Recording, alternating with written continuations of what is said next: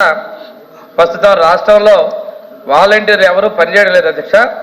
2023 August నుంచి volunteer వ్యవస్థ ఈ రాష్ట్రంలో ఉనికిలో లేదు అధ్యక్ష. మూడవ ప్రశ్నకి 2-3 ప్రశ్న సమాధానం అధ్యక్ష. 277.21 కోట్ల రూపాయలని చెల్లించడం జరిగింది అధ్యక్ష. D&E అధ్యక్ష, ఈ ప్రశ్నలు ఉత్పన్నం కాదు అధ్యక్ష. రామ్ సుబ్బారెడ్డి గారు. అధ్యక్ష, ఈ వాలంటీర్ వ్యవస్థ గత ప్రభుత్వంలో ఎంతో ప్రతిష్టాత్మకంగా తీసుకొని సంక్షేమ పథకాలు అదేవిధంగా పౌర సేవలు ప్రజల వద్దకే గడప వద్దకే అందించే విధంగా గ్రామాల్లో మనం తెలుసు అధ్యక్ష, గ్రామ సచివాలయాలు 15,000 సచివాలయాలు ఏర్పాటు చేయడం జరిగింది. వాటికి అనుసంధానం చేస్తూ ప్రతి 50 ఇళ్లకు ఒక వాలంటీర్ను గ్రామీణ ప్రాంతాల్లో, పట్టణ ప్రాంతాల్లో ప్రతి 100 ఇళ్లకు ఒక వార్డు వాలంటీర్ని నియమిస్తూ ప్రభుత్వం జీవో జారీ చేసి చేయడం జరిగింది అధ్యక్ష. అదేవిధంగా Panchayati Raj and rural development, municipal administration and urban development డిపార్ట్మెంట్లు కూడా జీవోలు ఇష్యూ చేసి వాలంటీర్లు 2,66,000 మంది వాలంటీర్లను నియమించి ప్రభుత్వం ఆ రోజు గ్రామాల్లో కానీ ప్రజలకు సేవలు అందించేదానికి వాళ్ళ గడప వద్దకే అందించే విధంగా ప్రతి పేదవాడికి కులాలు మతాలకు అతీతంగా అవినీతికి ఆస్కారం లేకుండా పౌర సేవలు అందించినటువంటి ఒక గొప్ప వ్యవస్థ వాలంటీర్ వ్యవస్థను గత ప్రభుత్వం వైఎస్ఆర్ గవర్నమెంట్ తీసుకురావడం జరిగింది అధ్యక్ష. దాంట్లో ఎన్నో సేవలు అందించడం జరిగింది అధ్యక్ష. గతంలో చూసాం అధ్యక్ష, ఎన్నికల ముందు కూటమి నాయకులు కూడా ఎన్నో విమర్శలు చేయడం జరిగింది. కానీ ఎన్నికల దగ్గరికి వచ్చేసరికి వాలంటీర్ వ్యవస్థను కొనసాగిస్తామని చెప్పి వాళ్ళ మాట కూడా ఇవ్వడం జరిగింది అధ్యక్ష. కరోనా కష్టకాలంలో మనం చూసాం అధ్యక్ష, వాలంటీర్ వ్యవస్థ ఎంత చక్కగా పనిచేసిందంటే కరోనాలో అందరూ కూడా భయపడ్డారు. అలాంటి పరిస్థితులలో కూడా ఈ వాలంటీర్ వ్యవస్థ ఉండడం ద్వారా ఆ రోజు దేశంలో అన్ని రాష్ట్రాల్లో కూడా ఈ సమస్య వచ్చింది. ప్రపంచంలో మన రాష్ట్రంలో చాలా ఈ వాలంటీర్ వ్యవస్థ సచివాలయ వ్యవస్థను ఉపయోగించి ప్రజల ప్రాణాలు కాపాడేదానికి, మంచి వైద్య సౌకర్యాలు అందించేదానికి బ్రహ్మాండంగా వాలంటీర్ వ్యవస్థ ఉపయోగపడింది. ఆ రోజు సాక్షాత్ దేశ ప్రధాని నరేంద్ర మోడీ గారు కూడా ఇలాంటి వ్యవస్థను ఆదర్శంగా తీసుకోవాలని కొనియాడినటువంటి సందర్భం కూడా మనం విన్నాం అధ్యక్ష. ఇలాంటి వ్యవస్థను కొనసాగిస్తామని ఎన్నికల ముందు అయితే విమర్శించారు. ఎన్నికల దగ్గరకు వచ్చిన తర్వాత అధ్యక్ష, ఇదే వాలంటీర్ వ్యవస్థకు 5,000 ఇస్తున్నారు, 10,000 రూపాయలు మేము వాళ్ళ వేతనం పెంచి కొనసాగిస్తామని చెప్పినటువంటి ఈ కూటమి ప్రభుత్వం అధికారంలోకి వచ్చిన తర్వాత బడ్జెట్లో ఎక్కడ వాటి గురించి ప్రస్తావన కానీ కేటాయింపులు లేకపోవడం. అదే అధ్యక్ష, మీరు ఇచ్చిన మాట ప్రకారం వాలంటీర్ వ్యవస్థను కొనసాగిస్తూ వాళ్ళకి 10,000 వేతనాన్ని పెంచి ఇవ్వాలని చెప్పి కోరుతున్నా. ఇస్తున్నారా లేదా, మీరు ఇచ్చిన మాటకు నిలబడుతున్నారా లేదా అని కూటమి ప్రభుత్వాన్ని అడుగుతా ఉన్నాను. అరుణ్ కుమార్ గారు. Same question. ఓకే అధ్యక్ష, దొంగే దొంగ అన్నట్టు ఉంది సార్ అధ్యక్ష.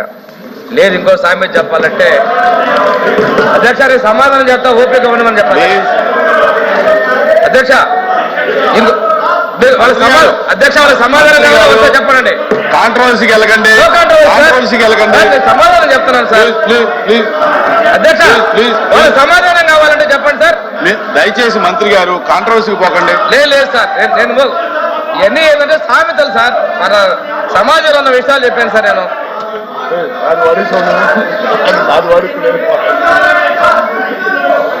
సార్ నేను సమాధానం చెప్తాను అధ్యక్ష. చెప్పాం, మంత్రి గారికి సూచన చేశాం. కూర్చోండి అధ్యక్ష, వాళ్ళ సమాధానాలు అధ్యక్ష. ప్రశ్న వేస్తారు, గోల్ చేస్తారు, అధ్యక్ష. వాళ్ళకి అధ్యక్ష చెప్తారు. వాళ్ళు చెప్పినట్లు గౌరవ సభ్యులు రామ్ సుబ్బారెడ్డి గారు చెప్పినట్టు దానికి మీరు అడిగిన దానికి వివరణ చెప్తున్నారు. కూర్చోండి. రామ్ సుబ్బారెడ్డి గారు చెప్పినట్టు అధ్యక్ష వివరణ చెప్తున్నారు. కూర్చోండి. సచివాలయాలకు సంబంధించి అధ్యక్ష వాళ్ళ జీవోలు తీసుకురావడం జరిగింది అధ్యక్ష. ఆ జీవోల్లో కూడా అధ్యక్ష ఒకసారి చూసుకుంటే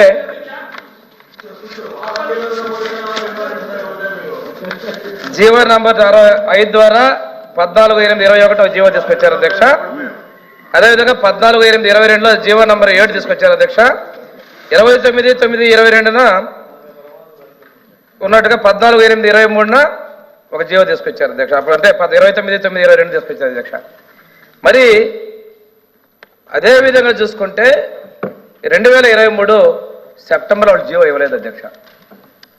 అంటే వాళ్ళు ఉన్నటువంటి ప్రకారం జీవో నంబర్ ఆర్టీ 20 29/9/22 ఇచ్చిన జీవో ప్రకారం 15/8/22 నుంచి 14/8/23 వరకు గ్రామ వార్డు సచివాలయాలుగా ఉన్నటువంటి వాలంటీర్లు రెన్యువల్ చేసుకుంటూ ఇచ్చారు అధ్యక్ష. ఆ తర్వాత వాళ్ళు మొన్న దిగిపోయేంత వరకు వాళ్ళకు సంబంధించినటువంటి జీవోలు ఇవ్వలేదు అధ్యక్ష. నేను మిమ్మల్ని అడుగుతాను అధ్యక్ష, ఆ తర్వాత వాళ్ళు పదవుల్లో ఉన్నారా లేదా అధ్యక్ష?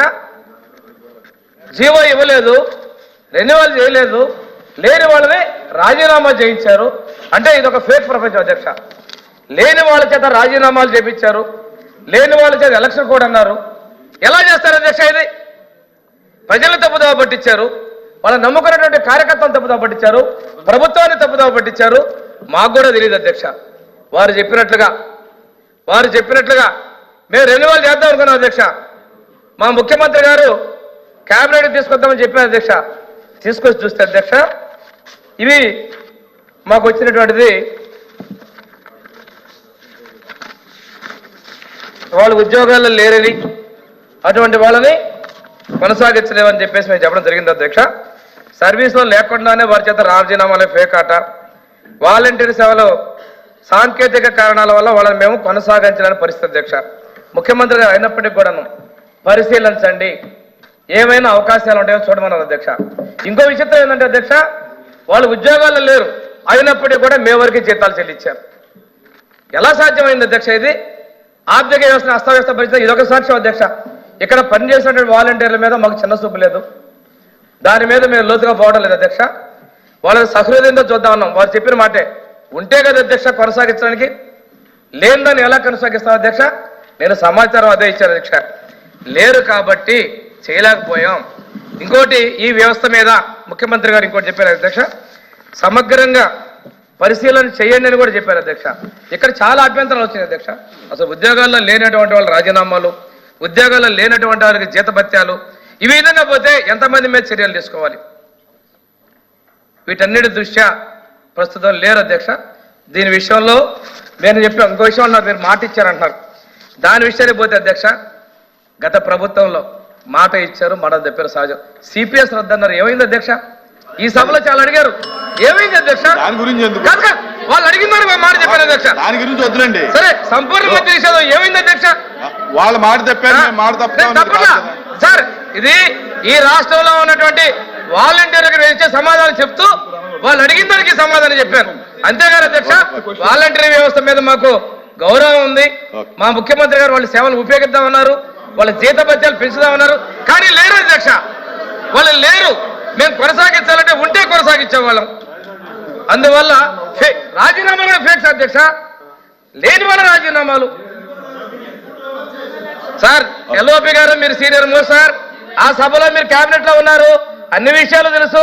ఇంకోసారి ఈ ప్రతిపాదనలు పోతే కేబినెట్ ఆర్థిక సేవకు ఆమోదం చెప్పలా, లేని వాళ్ళకి ఎలా ఇస్తామని చెప్పి ఆర్థిక సేవ ఆమోదం కూడా చెప్పలేదు అధ్యక్ష. ఈ అన్ని ప్రకారం ఇది వాలంటీర్లు ప్రస్తుతం లేరు. ఆ విషయాన్ని గౌరవ సభ ద్వారా నేను ప్రజలకు కూడా తెలియజేస్తాను అధ్యక్ష.